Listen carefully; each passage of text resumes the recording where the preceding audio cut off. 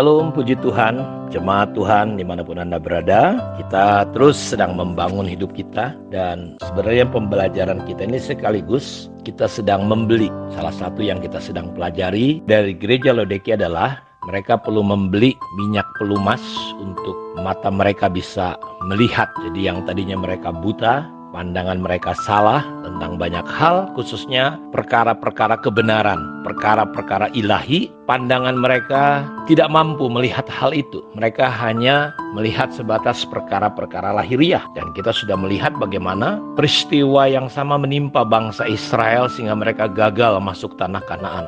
Walaupun mereka melihat begitu banyak mujizat Tuhan, perbuatan Tuhan, tapi mereka gagal karena mereka tidak percaya. Kenapa mereka sulit percaya? Karena hati mereka keras dan akhirnya hati mereka menjadi sesat, jahat, tegar, dan itulah yang membuat mereka menjadi gagal masuk tanah Kanaan. Kita belajar bahwa murid-murid Tuhan mengalami yang sama. Sampai Tuhan berkata, sebab sesudah peristiwa roti itu, mereka belum juga mengerti. Jadi harapan Tuhan, waktu mereka diajak melihat mujizat, bagaimana orang banyak diberi makan hanya dengan roti yang sedikit. 2 ketur roti dengan 5 ekor ikan, mampu mencukupkan 5.000 orang. Bahkan 4.000 orang hanya laki-laki saja. Jadi begitu dahsyat dan luar biasa. Dan ketika mereka naik perahu itu, tetap mereka susah mengerti. Sampai kalau dalam satu kejadian yang lain, Tuhan sedikit agak keras menegur mereka. Berapa lama lagi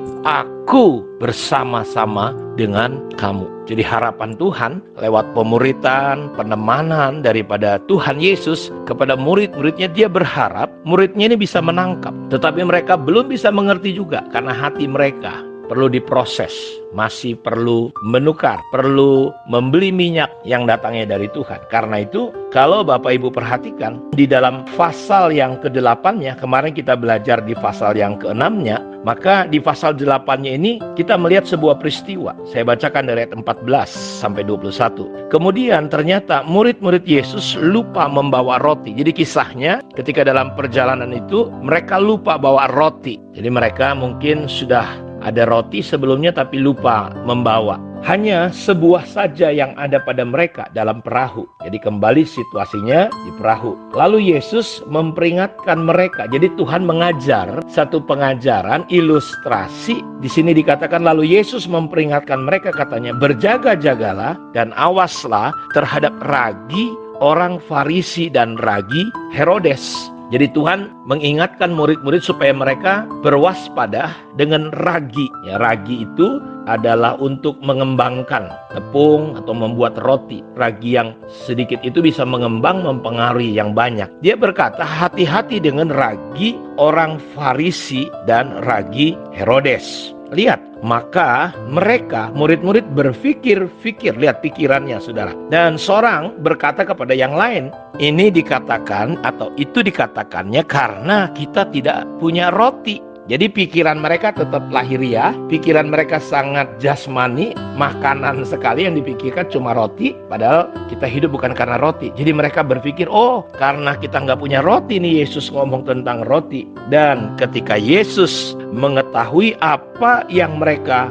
perbincangkan, ia berkata, mengapa kamu memperbincangkan soal tidak ada roti? Belum jugakah kamu paham dan mengerti? Jadi di sini Tuhan heran ya, belum jugakah kamu paham dan mengerti? Dan dia lanjutkan, telah degilkah hatimu? Jadi memang hati yang keras, hati yang degil, hati yang buta itu sulit sekali paham, menangkap apa yang Tuhan mau. Kamu mempunyai mata, kata Yesus, tidakkah kamu melihat? Dan kamu mempunyai telinga, tidakkah kamu mendengar? Tidakkah kamu ingat lagi pada waktu aku memecah-mecahkan 5 roti untuk 5.000 orang itu? Berapa bakul penuh potongan-potongan roti kamu kumpulkan? Jawab mereka, 12 bakul. Dan pada waktu 7 roti untuk 4.000 orang itu, berapa bakul penuh potongan-potongan roti kamu kumpulkan? Jawab mereka, 7 bakul. Lalu katanya kepada mereka, masihkah kamu belum mengerti? Jadi kita lihat Bapak Ibu, berkali-kali ada peristiwa roti. Peristiwa di mana Tuhan membuat 2 ekor ikan 5 ketur roti untuk 5.000 orang. sisa 12 bakul. Lalu dia buat mujizat lagi, hanya laki-laki saja 4.000. Berapa sisanya? Ada 12 bakul, ada 7 bakul. Tapi mereka tetap nggak ngerti bahwa yang dimaksud Tuhan itu bukanlah perkara lahiriah. Ketika dia berbicara tentang ragi orang Farisi dan ragi Herodes, murid-murid berpikir apa? Pikirannya tetap roti.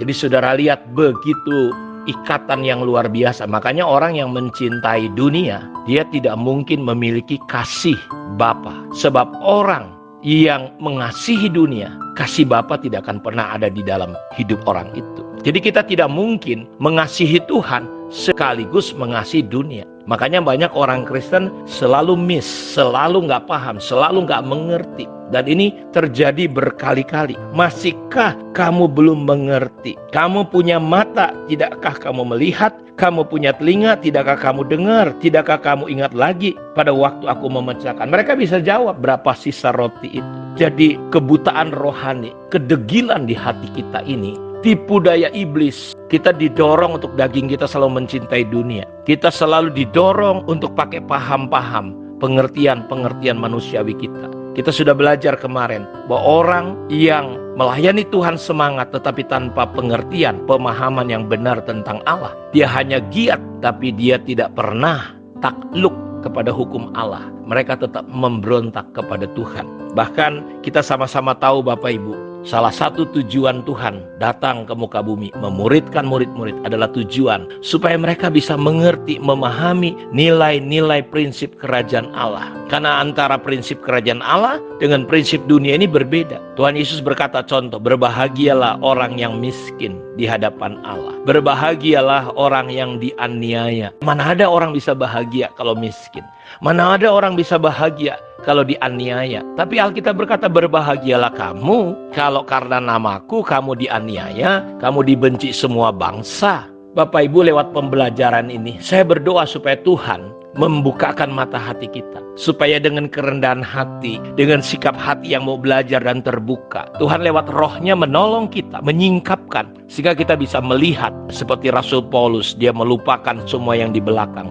Apa yang dulu jadi kebanggaan, kehebatan dilupakan karena dia melihat yang ilahi. Dia mampu meninggalkan semuanya demi melihat kekayaan surgawi. Musa meninggalkan Mesir dengan segala kemegahannya. Kenapa? Karena dia mampu melihat. Saya berdoa, ayo kita beli minyak pelumas. Maksudnya kita tukar dengan sikap hati kita yang benar, yang lapar dan haus. Rendahkan hati kita, karena hanya kepada orang yang rendah hati, dia menyingkapkan dirinya. Kiranya Tuhan memberkati kita semua pada saat ini. Shalom.